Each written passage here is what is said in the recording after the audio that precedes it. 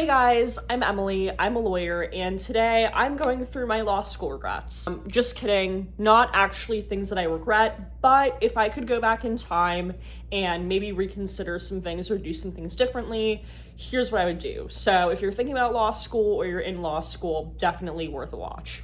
So for context, I am a second year associate. I graduated law school in spring of 2024 and I sat for the July 2024 uniform bar exam. So I started law school almost about 5 years ago, on the dot, within a couple weeks at the time that I'm filming this video. So I would say my first regret or thing I wish I did differently is I wish I would have taken LSAT study more seriously.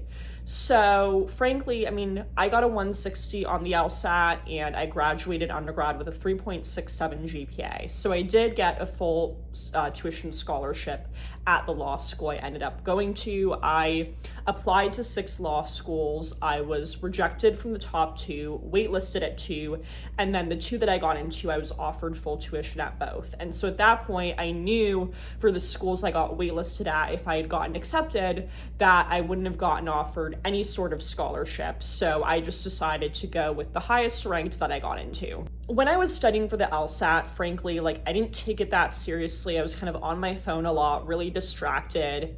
And had I done better on the LSAT, I imagine I would have gotten a lot more scholarship offers. Honestly, this sounds kind of stupid. I didn't even know at the time that merit scholarships were really a thing. And so I really nearly shat myself when I got my scholarship offer because I didn't even know that was even a possibility for me. And I was like, oh my goodness, wait, this is insane. This is an offer I can't refuse, quite literally. So step 1, yeah, I really wish I would have just tried harder. I guess the reason I don't necessarily regret it is because ultimately I am happy with where I ended up. I'm very happy with my life and I'm grateful for the things I have. And so I don't necessarily fully regret any part of my journey. But for anyone who is studying for the LSAT, take it seriously. It will pay off. Trust me. Number 2, I wish I would have more seriously considered an evening program. Again, no true regrets with my journey, but at least the law school I went to had a pretty robust evening program. And from my understanding, the evening program generally had better job outcomes because everyone in the evening program was working full time while going to law school, therefore getting more concrete work experience than the day students. And also, even though I got a scholarship for full tuition, I still took out student loans for housing and just to be able to live. And so at the same time, the evening students were graduating with no loans, or not necessarily all no loans, but they were graduating with significantly less debt than the day students. So another one, didn't really consider it. Again, I can't definitively say that I would have done it if I were to go back in time, because of course there's other considerations. After a full workday, you're then doing 4 hours of sitting in a lecture hall, so maybe not ideal.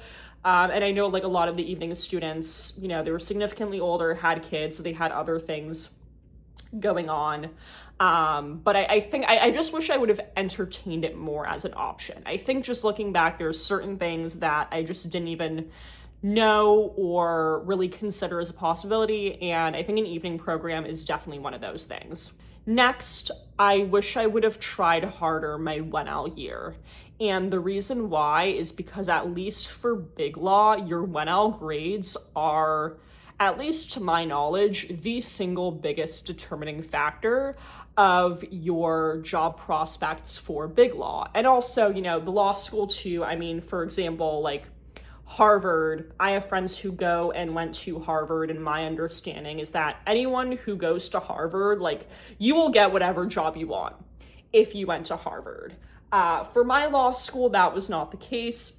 Pretty much, I would say only the top 25% of the class from my law school really had a realistic chance of actually getting a Big Law job.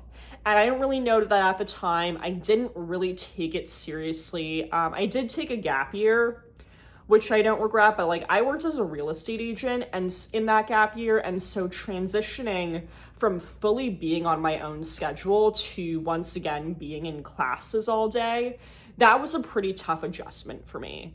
And so I think I just didn't, it's not necessarily, I guess that not necessarily that I didn't take it seriously, but I know I didn't give it my 100%.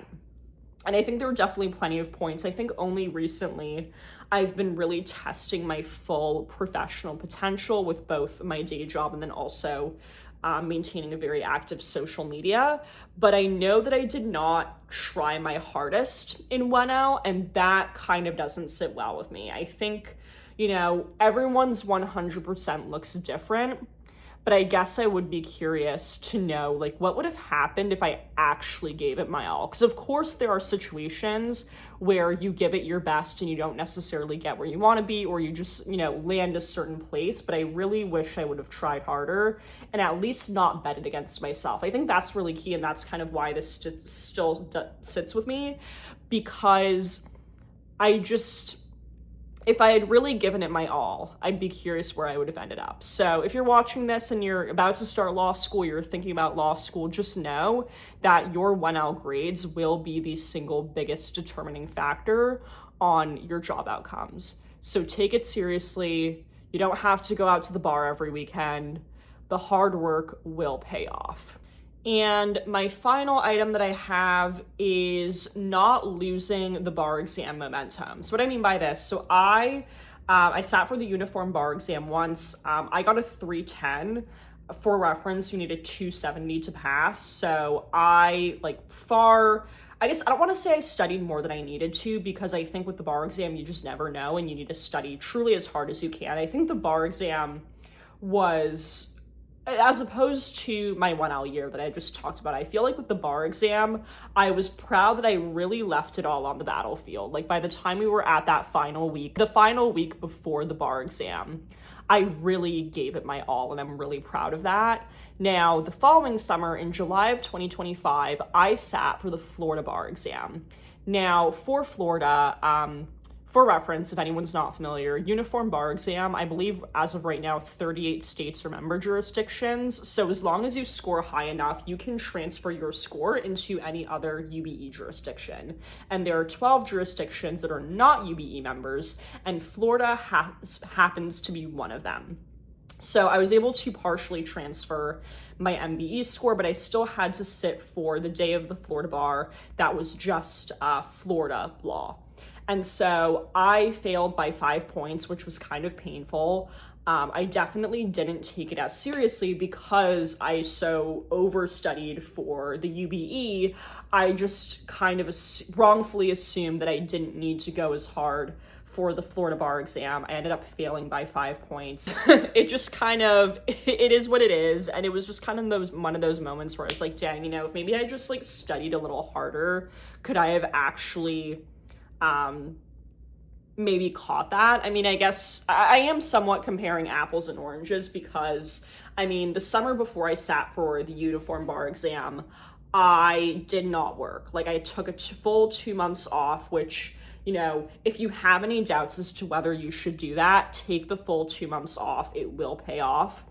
Because then studying for the Florida bar exam while I was working full time was definitely a lot more challenging. The last thing I wanted to do, especially when things got tough at work, was to spend the next 4 hours studying for the bar exam.